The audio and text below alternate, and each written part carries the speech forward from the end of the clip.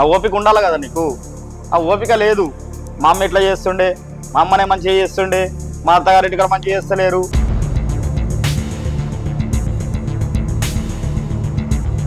ఎడన్నా job పోతేనే ఒక 3 నెలలు నిన్ను ట్రైనింగ్ పీరియడ్ అంటాడు.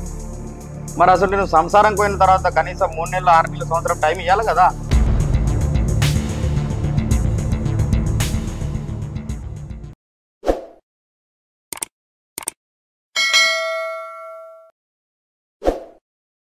అత్తగారింటికి వెళ్ళిన కొత్త కోడలు కానీ ప్రతి ఒక్క విషయం చర్చించాలనే ఆతృత ఉత్సాహం అన్నీ ఉంటది తల్లిదండ్రులతోటి. కానీ ఎలాంటి విషయాలు చెప్పాలి, ఎలాంటి విషయాలు చెప్పకూడదు, ఏది చెప్తే తనకి ముప్పు, ఏది చెప్తే తనకి ఒప్పు అవుతుంది అనే విషయం గురించి ఈ రోజు మనం తెలుసుకుందాం. నమస్కారం సార్. ఈ రోజు ఏంటంటే సార్, అంటే ఇప్పుడని కాదు ఎప్పుడైనా కానీ ఒక అమ్మాయి పెళ్లి చేసుకుని అత్తగారింటికి వెళ్ళింది అని అంటే అక్కడ విషయాలన్నీ చెప్పడం అనేది ఒక ఇదవుతుంది. అంటే వీళ్ళు అడుగుతారు, ఈవెన్ ఆ అమ్మాయి కూడా చెప్తూ ఉంటుంది. ఆ చెప్పే క్రమంలో ఆ అమ్మాయి అనేది ఏ విషయాలు చెప్తే బాగుంటుంది, ఏ విషయాలు చెప్పకూడదు. ఒకసారి మ్యారేజ్ అయిందంటే ఆ ఇల్లు ఎవరిది, అత్తగారి ఇల్లు ఏదైతే ఉందో అమ్మాయిది. వీళ్ళు ఆ విషయాన్ని మర్చిపోతున్నారు. ఇప్పుడు పెళ్ళైన కొత్త జంటలకు అమ్మాయికి ఆ విషయాన్ని పూర్తిగా మర్చిపోతున్నారు. ఇంకా మేము మా అమ్మగారి ఇల్లే మా ఇల్లు అనే దృష్టికోణంలో బతుకుతున్నారు తప్ప అత్తగారింటికి పోయిన తర్వాత ఆ ఇల్లు మాది అనే ఉద్దేశాన్ని మర్చిపోతున్నారు. కాబట్టి దాన్ని ఫస్ట్ ఏ అమ్మాయి అయితే గుర్తుపెట్టుకుంటుందో ఆ అమ్మాయి తన అత్తవారింట్లో జరిగే విషయాలు ఏవైతున్నాయో అవన్నీ తల్లిగారికి చెప్పదు. అసలు తల్లికి చెప్పదు ముందైతే. వీళ్ళు ఏం చేస్తారంటే ఉన్నజాలు ఉండరు. తల్లి ఫోన్ చేస్తుంది, ఏం వండినరమ్మా అని అంటే పప్పు వండినాము అని చెప్తుంది. అయ్యో పప్పేనా, సండే రోజు కూడా పప్పేనా, మీ ఆయన ఏం తీసుకురాడా, మటన్ తేడా, చికెన్ తేడా, ఏంది మీ నాయన ముసలాండు ఇప్పటికీ మటన్ చికెన్ తీసుకొస్తాడు అని ఇవన్నీ నూరిపోస్తూ ఉంటుంది తల్లి. ఇలా భర్త ఏదో కాయ కష్టం చేసి జాబ్ చేసి ఏదో పాపం అని పని లేకనో వస్తాడు. సండే రోజు ఆయనకి తినాలనుకుంటే తెస్తాడు, ఎందుకు తేడు. కొత్తగా కొన్ని రోజులు తినద్దనే ఆలోచనలు కొందరికి ఉంటాయి. సో కొత్తలో ఏమీ చెప్పకూడదు అంటారు. ఏమి చెప్పొద్దని కాదమ్మా, అసలు ఏం అవసరం ఉంది అని నేనంట. ఫోన్ మాట్లాడాల్సిన అవసరమే లేదు. హాయ్ హలో బాయ్, నువ్వు చుట్టం సూప్ అంతే. అంతేగాని నువ్వు ఇక ఏదో ఇంకా బ్రహ్మలో బతికితే దాన్ని ఏం చేయాలి. అన్ని విషయాలు చెప్పుకుంటూ పోతారా అమ్మ. సరే ఈ మటన్ చికెన్ ఈ పప్పుల కూరల గురించి వదిలేసి సినిమాకు తీసుకెళ్ళలేదని, లేకుంటే నచ్చిన చీర కొనియలేదని, అది నువ్వు భర్తతో పోరాటం చేసుకో. అది తీసుకుపోయి మీ అమ్మకి ఎందుకు చెప్తావు. నువ్వు భర్త కొనియలేదమ్మా, అడిగింది దేలేదు, దాన్ని తీసుకుపోయి మీ అమ్మకి ఎందుకు చెప్తావు. ఏం అవసరం ఉంది. అసలు ఎక్కడ విషయం అక్కడనే ఉంటే అయిపోతుంది కదా. విషయం అనేది అవసరం ఉన్నప్పుడు దాన్ని అడిగిన దాన్ని బట్టి మనం చెప్పాలి. కానీ ఇక నీకు పోస్ట్ మ్యాన్ డ్యూటీ పెట్టుకున్నావు ఏంది, నువ్వు కొరియర్ డ్యూటీ అంటారు దాన్ని. చాలా మంది ఏంటంటే ఇలా ఉన్న అమ్మాయిలు ఇక్కడ వార్తలు అక్కడి వార్తలు ఇక్కడ మోస్తున్నారంటే పోస్ట్ మ్యాన్ కొరియర్ డ్యూటీ చేస్తున్నారా అని అర్థం. డెలివరీ బాయ్లు ఇప్పుడు ఎట్లయితే మనకు స్విగ్గీలో ఆర్డర్ చేయగానే నాకు చికెన్ కావాలా, మటన్ కావాలా, లేదా బిర్యానీ కావాలంటే ఆర్డర్ చేసి ఎట్లయితే వస్తున్నదో ఈమె సమాచారాన్ని తీసుకుపోయి డెలివరీ చేస్తుంది. అప్పుడు డెలివరీ చేస్తే ఏమవుతుంది, వాళ్ళు ఉత్సాహపడుతున్నారు, లేకుంటే కోపంకి వస్తున్నారు, ఇలాంటి విషయాలలో ఉద్రేకతకు లోన్ అవుతున్నారు. ఇవన్నీ మంచివి కావు కదా. దీనివల్ల ఎవరు నష్టపోతున్నారు, అవసరమా.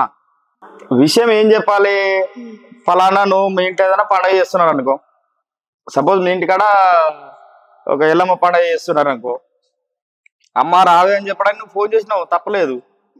ఇప్పుడు ఎల్లమ్మ పండుగ సంబంధించిన ఏమేం చేస్తారనేది కూడా మీ అమ్మకి చెప్తారా.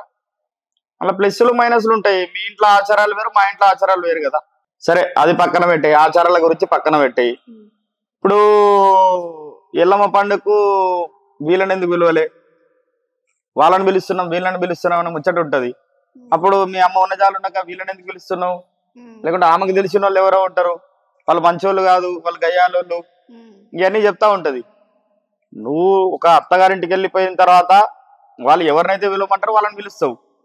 మీ అమ్మ చెప్పినట్టు నువ్వు ఆడితే ఎట్లా. మీ అమ్మ నీకు మంచి చెప్తుందా చెడు చెప్తుందా పక్కన పెడితే సరైన గైడెన్స్ ఇవ్వకపోవడం వల్ల చెడిపోయేది ఎవరిది.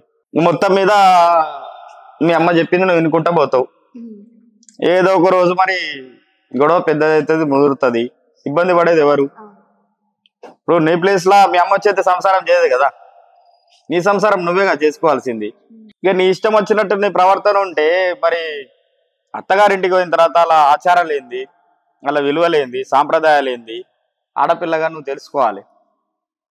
తెలుసుకోనీకి కొంచెం టైం పట్టొచ్చు, కానీ ఆ కొంచెం టైంలో ఈ అమ్మాయి అడ్జస్ట్ అయితే బాగుంటుంది అనేది కదా. అవి తెలుసుకోవాలంటే టైం పడుతుంది కదా, కొంచెం సమయం కాదు, 6 నెలలు టైం పడుతుంది, కొన్ని సందర్భాలు సంవత్సరం పడుతుంది. ఆ ఓపిక ఉండాలి కదా నీకు. ఆ ఓపిక లేదు. మా అమ్మ ఇట్లా చేస్తుండే, మా అమ్మనే మంచిగా చేస్తుండే, మా అత్తగారింటి కూడా మంచిగా చేస్తలేరు. ఏంది ఇది?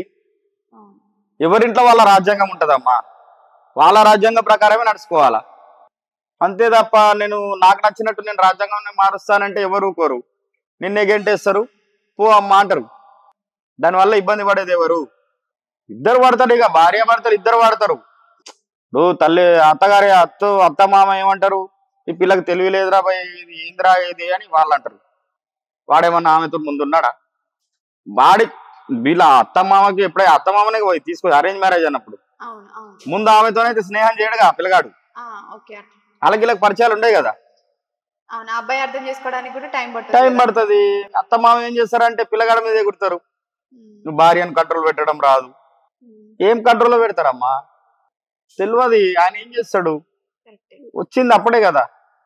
మీకెంత తెలుసు ఆయనకు కూడా అంతే తెలుసు కదా. ఆయనకు అంతకంటే ఎక్కువైతే తెలియదు కదా. ఆ విషయాన్ని అమ్మ నాయన కూడా గుర్తించాలి, పిల్లగాడ అమ్మ నాయన.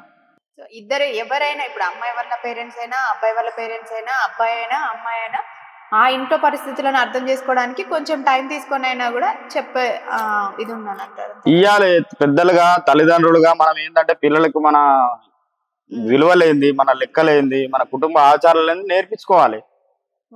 ఆ స్పేస్, ఆ టైం అనేది అమ్మాయికి ఇవ్వాలి, అబ్బాయికి ఇవ్వాలి. వీళ్ళు ఏమి ఇయ్యరు. మీ అమ్మ నేర్పలేదా, నాయన నేర్పలేదా అంటే నడుస్తుందా? ముందే తెలుస్తుందమ్మా. ఒక్కొక్కరి ఇంట్లో ఒక్కొక్క విధంగా ఉంటుంది. ఎడన్నా జాబ్ పోతేనే ఒక 3 నెలలు నిన్ను ట్రైనింగ్ పీరియడ్ అంటాడు.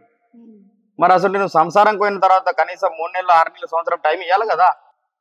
మరి టైం ఇవ్వకుండా ఇష్టం వచ్చినట్టు మాట్లాడితే ఎట్లా? తెలిసిన వాళ్ళే మాట్లాడితే తెలియని వాళ్ళు ఎన్ని మాట్లాడాలి?